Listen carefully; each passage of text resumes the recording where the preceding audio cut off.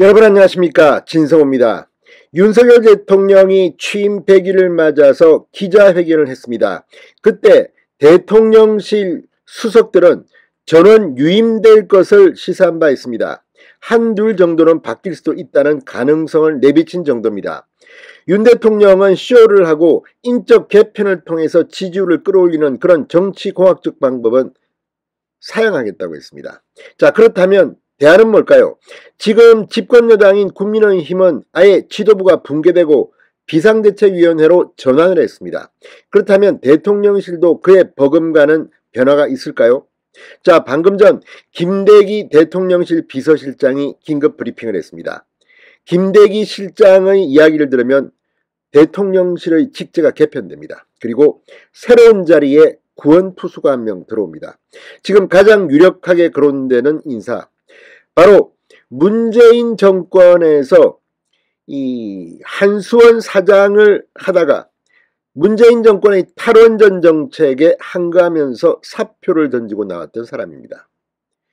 자, 정통 엘리트 관료 코스를 밟은 사람입니다. 누굴까요? 자, 지금 윤석열 대통령실 크게 수석들을 날리고 하지는 않지만 이미 한두 명 정도는 바뀔 것으로 보입니다. 그리고 그 중에는 새로운 자리를 만들어서 들어옵니다. 그런데 이 자리가 상당한 권한을 쥐게 될 것으로 보입니다.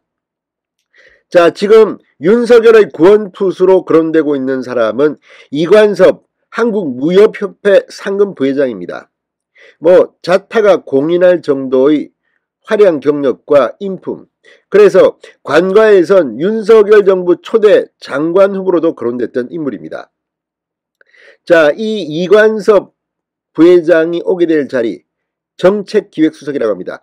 자, 정책기획수석, 과거 김대중 정부에도 있었고 있었다가 없었다가 막 했습니다. 박근혜 정부 때도 있었습니다. 정책기획이라는 말에서 알 수 있듯이 상당히 포괄적입니다. 그리고 어쩌면 지금 정책실장을 윤 대통령은 없애버렸습니다. 비서실장 단독체제입니다.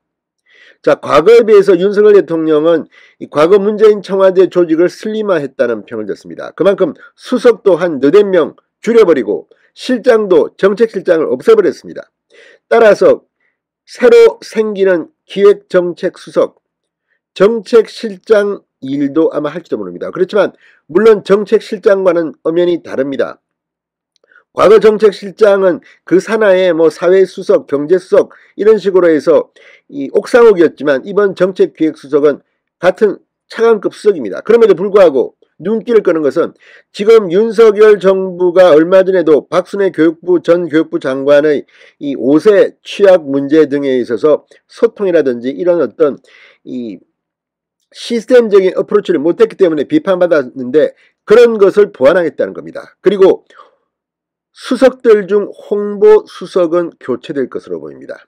지금 현재 거론되는 후임자는 김은혜 전 의원입니다. 그런데 김은혜 전 의원 독일에서 돌아와서 지금 굉장히 이 홍보수석을 맡는 것을 부담스러워하고 있다고 합니다. 시스템을 다 바꾸려면 어느 정도의 권한이 주어져야 되고 또 강인선 대변인도 교체될 가능성이 높은 것으로 알려졌습니다.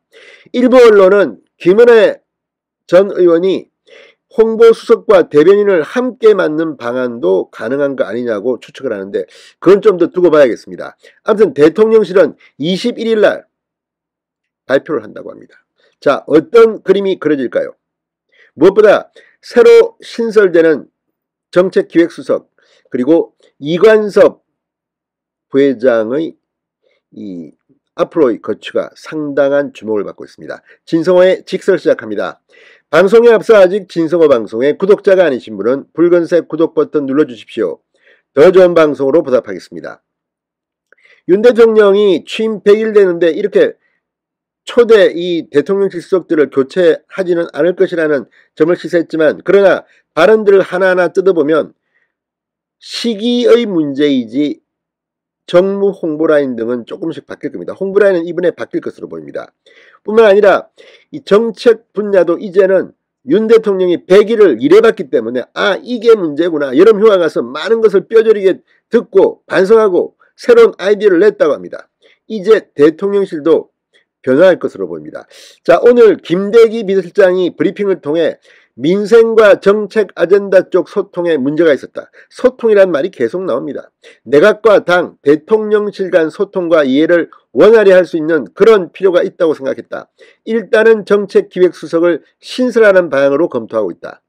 일단은 이란 말이 중요합니다. 해보고 뭐 안 되면 또 바꾸고 할 겁니다. 왜냐하면 윤 대통령은 청와대를 나왔습니다. 그리고 슬림화했습니다. 그러다 보니까 구멍이 조금씩 보이기 시작하는 겁니다.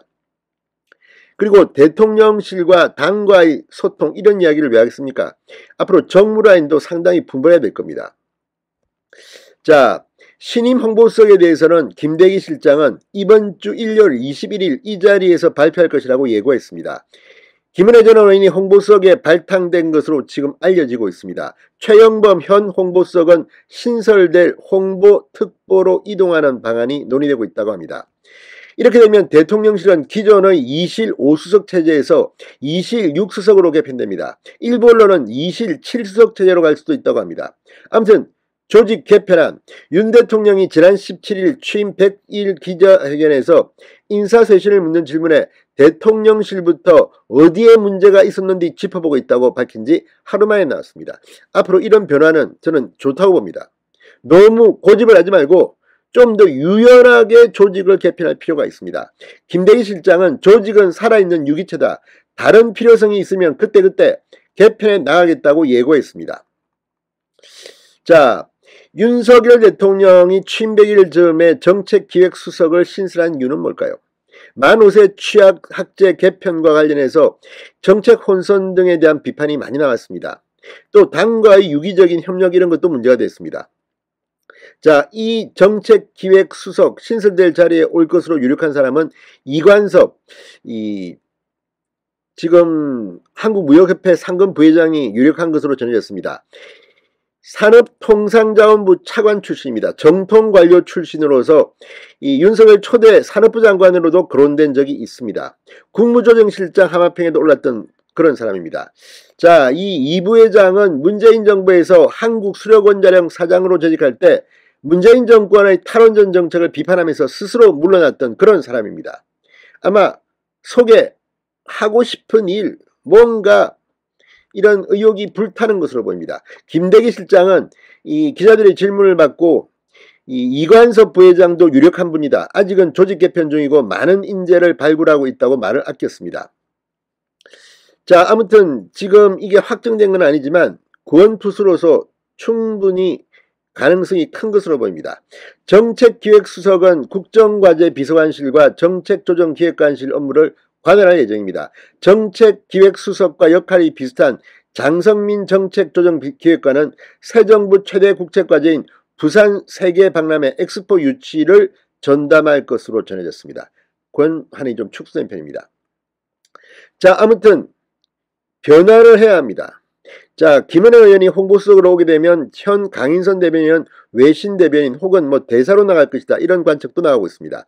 어쨌든 윤 대통령 100일 그동안 많은 수업료를 지불했습니다. 이제 그 수업료를 지불한 만큼 대통령실도 발전적으로 거듭나야 할 때가 된 것 같습니다. 진성호의 직설이었습니다. 여러분 감사합니다.